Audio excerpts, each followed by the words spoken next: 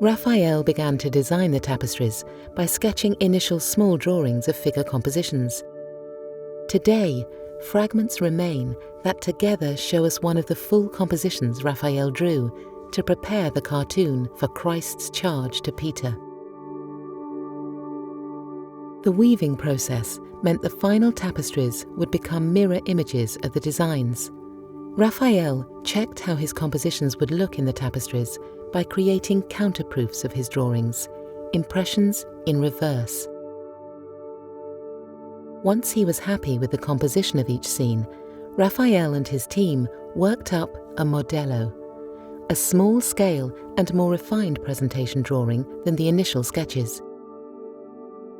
Raphael's workshop then pasted together hundreds of sheets of paper to form large-scale papers, the cartoons. The size of these cartoons corresponded to the finished tapestries. Next, Raphael and his team set about transferring the designs to the large cartoons. They used charcoal to create what is called an underdrawing, a monochrome guide for painting the scenes. As Raphael drew, he made adjustments to the design to create a harmonious composition on the larger cartoon.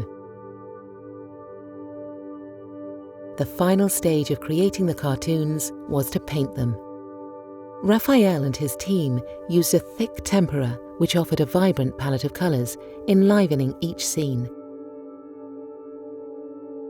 Once the cartoons were completed in 1516, they were sent to Brussels to the workshop of Peter van Alst, a leading weaver of the time.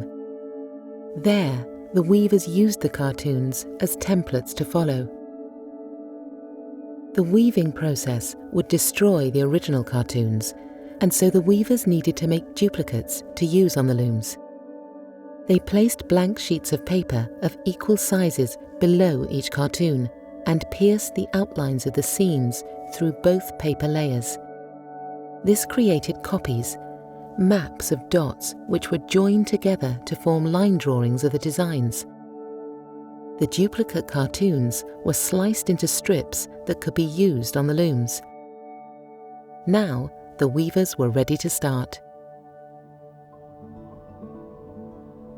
At Peter van Alst's workshop, tapestries were made on low-warp looms. These looms have been used since the Renaissance, including at workshops like the Gobelins in the 18th century. Today, at the Mobilier National in Paris, tapestries are still woven on similar low-warp looms with much the same techniques as in the 1500s. The weavers create contemporary tapestries using processes that show how the Raphael set would have been woven. Peter van Alst's weavers would have studied the Raphael cartoons for colour references. Today, tapestry weavers do the same.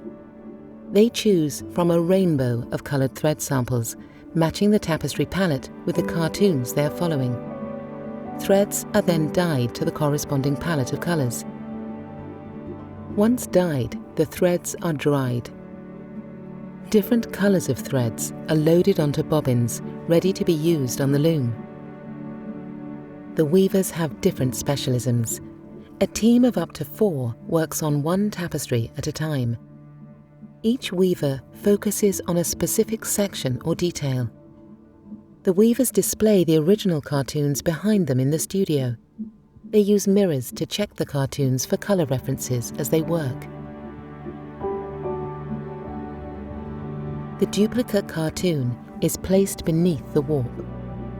The tapestries are woven from the back, and as the weavers follow the duplicate cartoon below, they create an image which will be reversed when finished. More mirrors are used here to see how the final tapestry will look. The weavers also keep checking the duplicate cartoon as they work. Sometimes they use pins to pull the design up close to the wall.